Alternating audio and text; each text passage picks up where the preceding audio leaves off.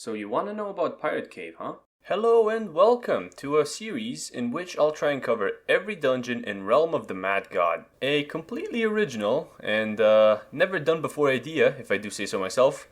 I'll be following the list from the wiki, going from easiest to hardest, starting with none other than, you guessed it, it's Pirate Cave. I'd like to start things off by giving you my recommendation on what gear and stats you need to do the dungeon I will be covering in the video.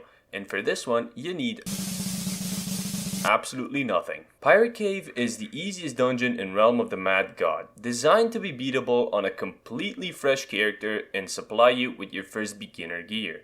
I would say that doesn't mean you shouldn't underestimate it, but it's kinda hard to underestimate this dungeon. It drops from a variety of different enemies, such as the 2 types of pirates found on the beach, the 3 cubes that hang around between the beach and the forest, the giant crab, floating Dorito, aka Sand Devil, and a random minion from the Hobbit Mage? Anyway, you do of course also have the option of buying a key, but if you're willing to buy Pirate Cave keys, then I think it's finally time to put this game down for good.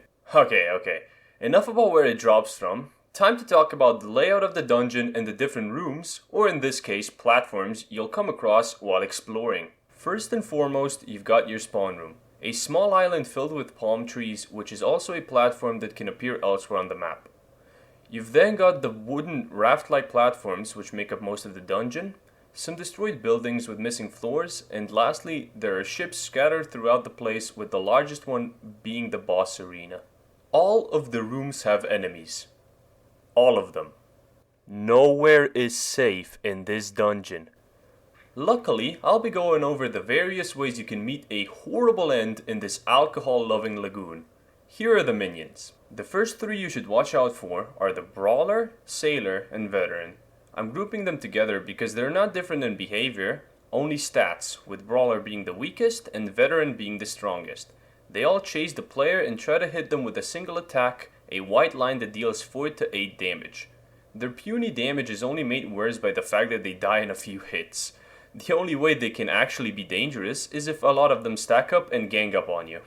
All they drop are health potions. The second group of enemies are completely passive, which means they won't attack a player even if all their beloved crewmates are getting slaughtered right in front of them.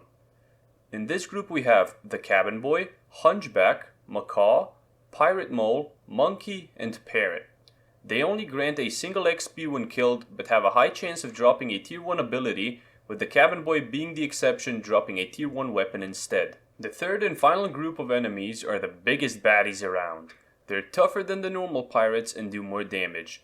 Going from weakest to toughest, they are the Lieutenant, Commander, Captain, and Admiral. Their signature move is shooting a cannonball, with the Admiral being the exception, shooting 2 instead. These cannonballs do from 10 to 20 damage, with the Lieutenant doing 10 and the Admiral doing 20. Their drops include tier 3 weapons, tier 2 armors, and tier 1 rings, but most importantly of all, Pirate Rum. And now we have reached the final boss, the pinnacle of Pirate Cave, the infamous Dreadstump the Pirate King. He is located in his ship, surrounded by his minions. Upon approaching or attacking him, he will begin the fight, so it's a good idea to try and get rid of the minions around him first. In the first phase of the boss fight, he'll say a quick taunt before consistently firing yellow shots at the player, dealing 14 damage, all while keeping his distance. In his second phase, he'll say "Arr" and start circling around the player, firing both cutlass shots and cannonballs. During this time, he has a chance to flash red, say "Eat cannonballs," and fire a barrage of shots, all while armoring himself. When dropping to around half health, Dreadstump says a quick threatening line as he slowly wobbles over to the other side of the ship, after which he will order his imaginary crew to start firing the cannons.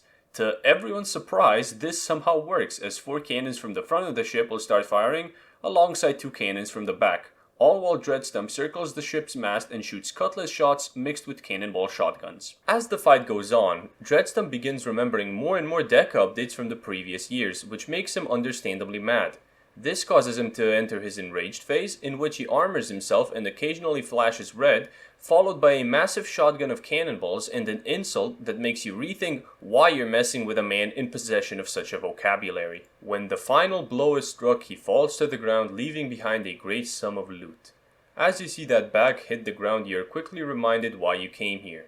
Let me sum up the epic treasures you can claim as yours if you ever decide to take on this journey. He drops a Mark of Dread stump, which is the only guaranteed drop, alongside tier 4 weapons and armor, tier 1 rings, common pet eggs, a cool looking Corsair ring, and if you're really lucky, you may find yourself in possession of a pet skin or a first mate's hook, a set tiered item that drops in an orange bag. And with that, I wish to congratulate you. You now stand a chance in this dungeon because of the most important thing in Realm of the Mad God: knowledge.